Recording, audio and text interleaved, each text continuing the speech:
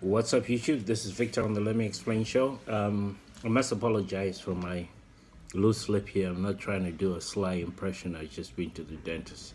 But why I want to do this video is to make a comment about the city of Berkeley and its award, its proclamation to Planned Parenthood and giving out a portrait of Margaret Sangar.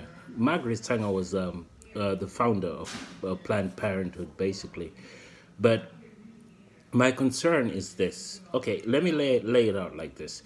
Firstly, I'm not against what Planned Parenthood does. In other words, if somebody needs to take care of their business and the situation is unfortunate for whatever reason, or it's just their choice to do whatever they choose to do, I'm not against that. Everybody's got the free will to do whatever they want to do with their bodies, and it's not my business to talk about that.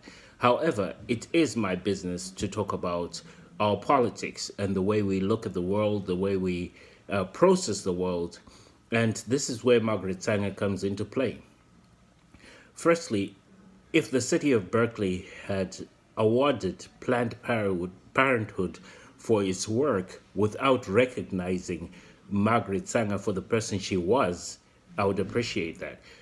I appreciate what she did, in other words, what she set up, but I do not agree with the ideologies she held. All right, I'll read you some quotes over here and you'll see what I'm talking about. So a simple Google search will yield a lot of information about her ideologies around race. And we'll start with this one. On blacks, immigrants, and indigents.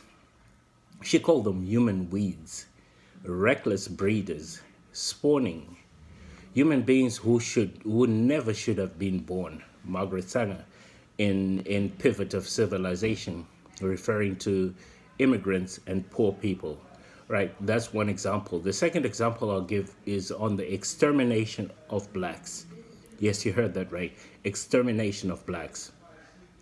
Quote, "We do not want word to go out that we want to exterminate the Negro population," unquote, she said.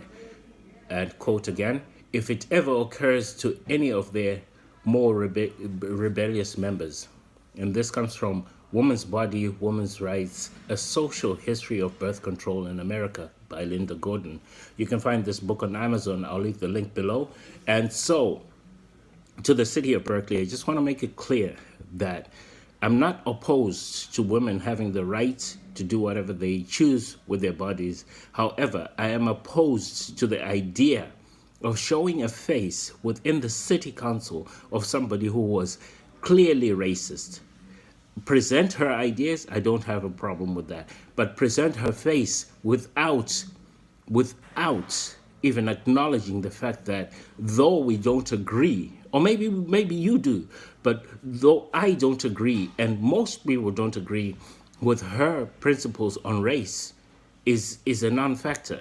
The city of Berkeley should not be so reckless in putting out such stuff in the public domain. So I am disgusted by what the city of Berkeley did last night at the city council meeting.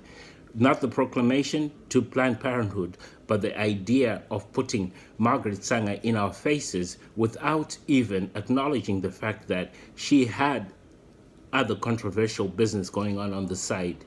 That, to me, is just unacceptable.